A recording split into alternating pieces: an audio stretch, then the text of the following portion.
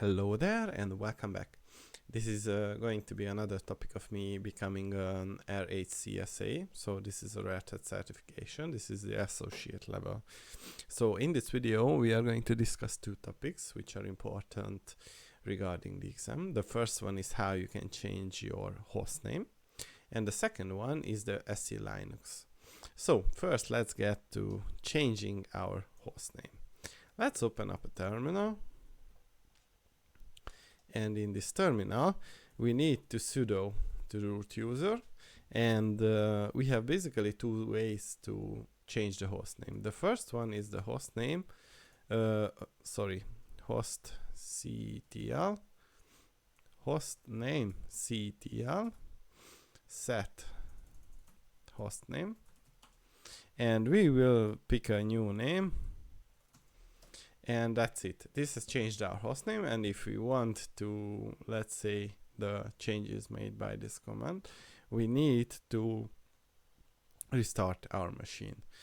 The second way that we can change our hostname is by editing two files.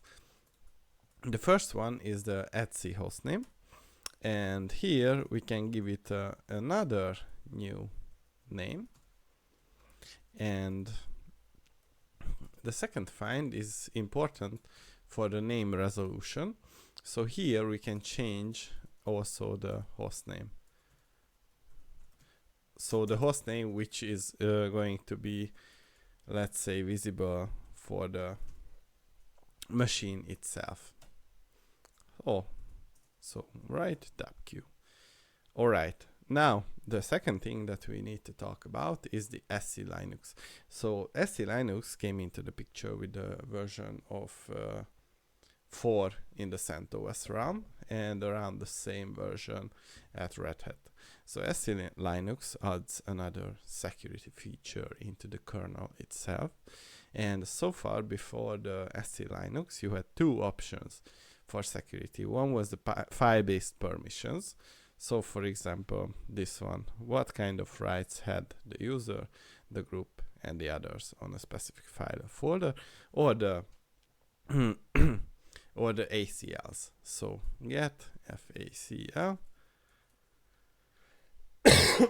Sorry.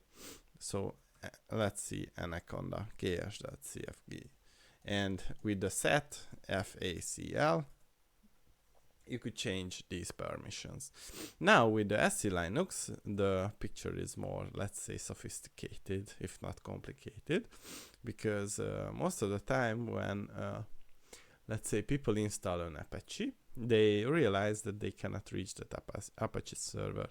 And the first thing that they do is they disable the firewall CMD and disable the SELinux. And that's fine if you are not in a production environment, but if you are, you should make sure that you understand what SELinux stands for and what you can do to configure it. So, as for SELinux, we have a very important file which is under the etc SELinux folder, and this is called config.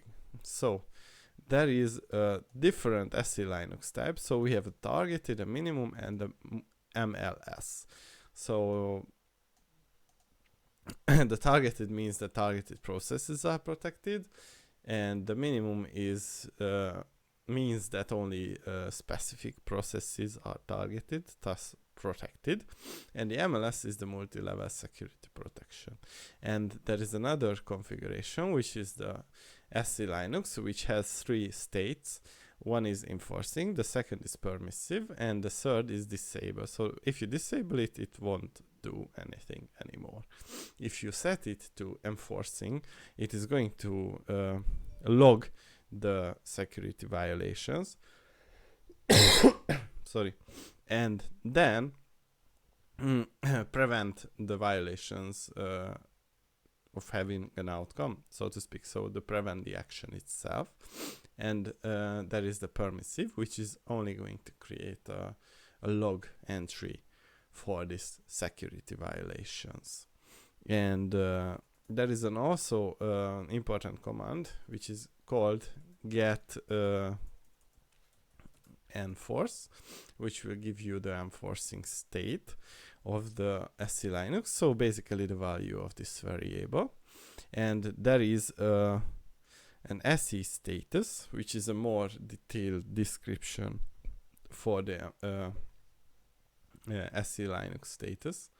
And also you have the option to change the enforcing state. So set enforce. Sorry. You either create basically 0 argument, which means that this is now disabled, or you give it the one which is going to give you the enforcing. And I think maybe, yeah, these are only the 2 states that you have. And where are the logs located? So the logs are usually located under the var log audit and audit log. So this is where you can find all the SELinux related logs. So grep.d SELinux, and there you go. So here you will be able to audit all these messages that are emitted from the SELinux module if it is enabled with either enforcing or permissive configuration. So basically this is all I wanted to tell you in this video. Thanks.